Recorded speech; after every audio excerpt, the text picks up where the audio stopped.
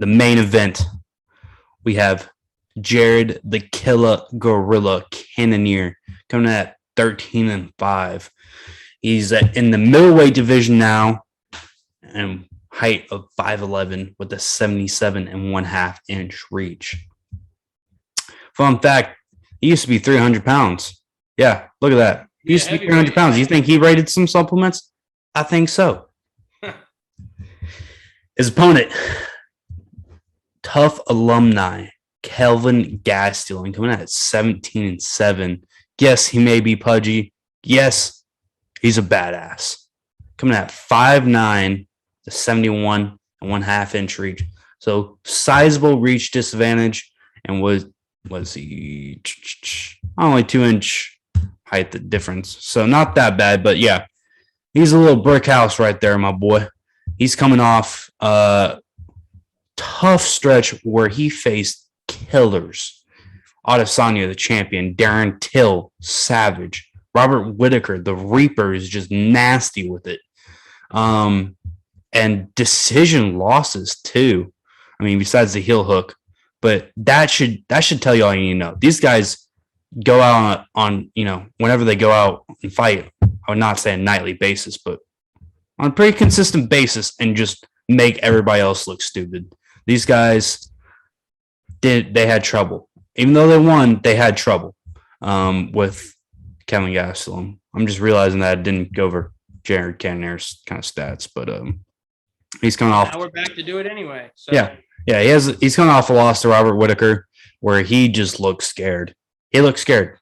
I mean, they have a common opponent where they both lost to recently, and other than that, I mean, these are all at light heavyweight, two killers, but aged Anderson Silva, and yeah, Jack Hermansson's all right. He ain't great, but he hasn't really fought anybody and won besides Robert Whittaker, what you lost in the middleweight division. That made me, Kevin Gastelum or Jared Cannonier has a shot, right? No, I agree. I agree 100%. And this is going to sound, I got a couple of things to say about Jared Cannonier that he's probably not going to care for too much. And the few fans of his out there probably aren't going to like either. But I agree with you. I don't see anything about this guy that jumps off the page. He's not overtly spectacular with the striking. He's not a very good offensive wrestler. He does have pretty good takedown defense. I'll give him that. But like that fight against Robert Whittaker, he broke his arm. He broke his ulna, snapped it in half in the first round. And it was one of those nasty ones where you could see it kind of sticking out, protruding a little bit, but the ref let him fight. So, props to the ref for letting him finish that one out and taking it to a decision. But I don't know, man. The 185 division, as much as we shit on the flyweights, it's fun to watch the 185ers. They give more entertaining fights. But when it comes to being baby-faced and bitch-made, these guys know how to make an excuse. Cannonier says, Robert Whittaker didn't beat me, the judges did. What the fuck does that mean? You didn't win that fight. No offense whatsoever, Mr. Cannonier, Mr.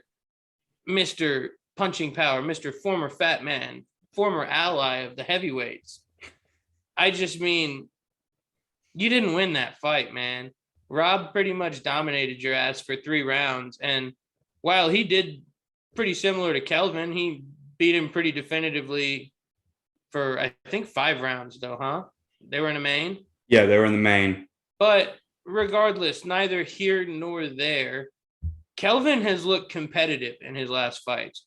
He's lost a good string in a row, but like you listed of killers, he's looked really competitive. We know the wrestling, defense, and what offense he has is there. And we know Kelvin is he's apt on his feet and he's getting better every day. He's one of those dudes with short arms that understands distance well enough to know that he's got to get inside.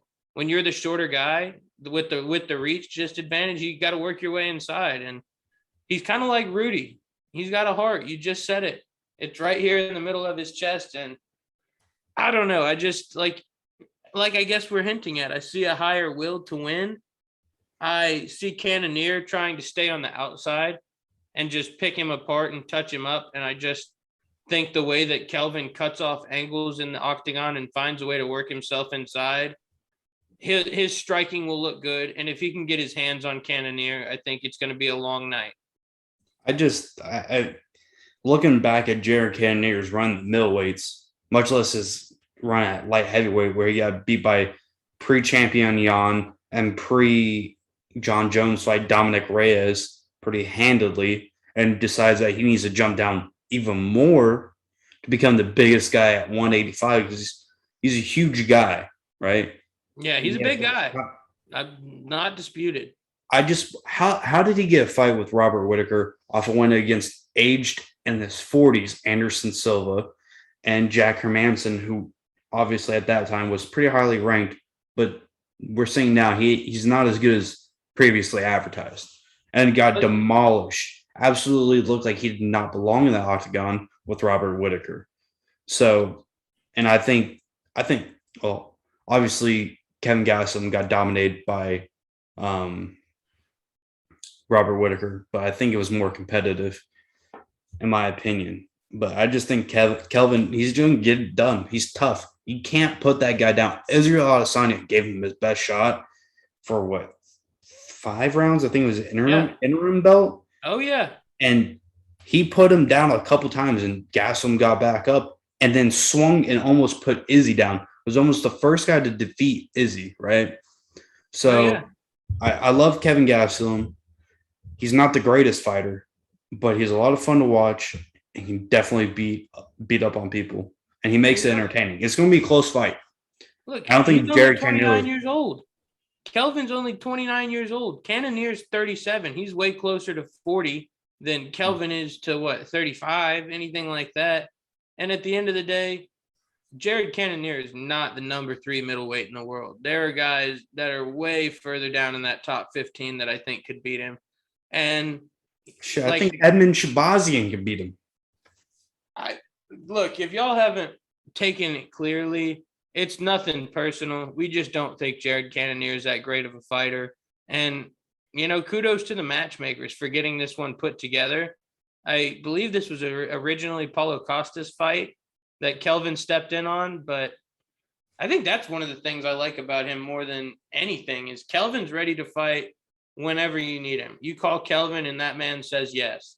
He stepped up and done short notice replacement after short notice replacement, and the dude doesn't give a fuck.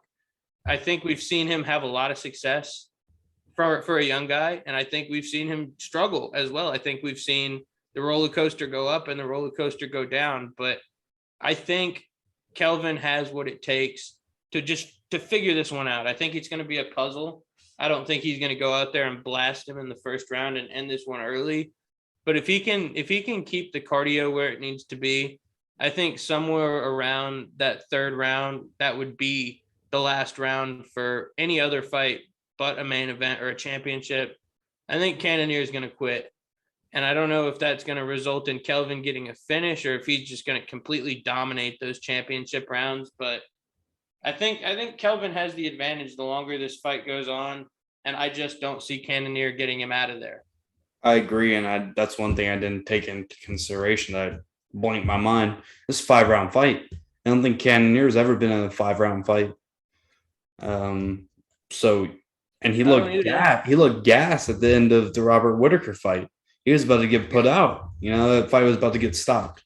Yeah. So it'll be very interesting to see if this fight gets into later rounds, how Cannonier's gas tank, handles that. We've seen Kevin Gastelum handle it. Time after time, baby.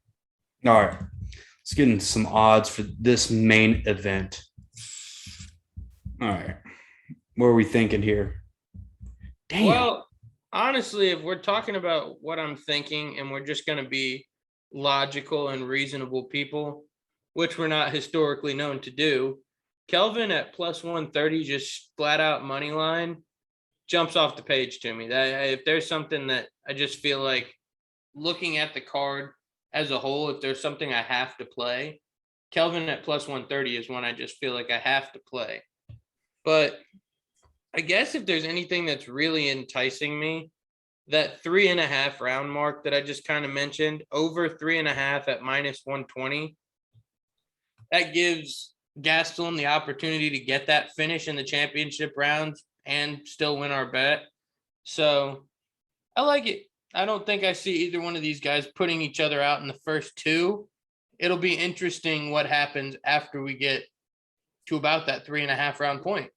Yeah, you got to take into consideration that Kevin Gastelum's chin is made of fucking granite. That dude can take a punch and take one to deliver one twice as hard. He Ab- hits a lot harder than people think, too. Absolutely. Plus 195 for Cannoneer by knockout, plus 620. Holy shit for Gastelum by TKO. I think that could definitely come into play in the later rounds when Cannoneer gets gassed out. Yeah, That's something to keep your eye on if you're interested, for sure. I'm telling you, it's like why do midgets laugh when they're running through the yard? Because the grass tickles their balls. Plus 620 is just too enticing for me to pass up the value of it, especially when we just kind of discussed that it's a definite possibility that Kelvin gets that TKO, especially because Cannonier's takedown defense is pretty good, but he's not very good off of his back. So if Kelvin can get him to his back, I think he could definitely put that ground and pound on him and get it finished. But I might play that, honestly. If we're just being realistic, I might play that, but I think over 3.5 and then the money line on Kelvin is a more definitive hit, and the plus 620 is a riskier bet that could very easily hit as well. Yeah. I mean, obviously, you can see by Cannoneer wins him side the distance as plus 175. I mean, they're really banking on Cannoneer to knock him out. I mean, there's really nobody that thinks Cannoneer can take this to decision, really. I mean, plus 355. They're pretty much, well, never mind, they're not even. Oh, they are even. No, I'm sorry, my dyslexia is kicking in. Anywho, I don't think many people think this is going to decision for Cannoneer. No, and Cannoneer could have done something completely drastic to get that gas tank up because we haven't seen him since October, I believe, was that Robert Whitaker fight. They were on the Khabib and Gaethje card. That was only a 3-round fight. Oh yeah, no, I'm not denying that I stand by what I've already said in terms of I think he's going to quit. I don't think he's got that mental toughness, that dog in him that you see in a guy like Kelvin. I don't think he displays that grit to just bite down on the mouthpiece and get it done no matter what.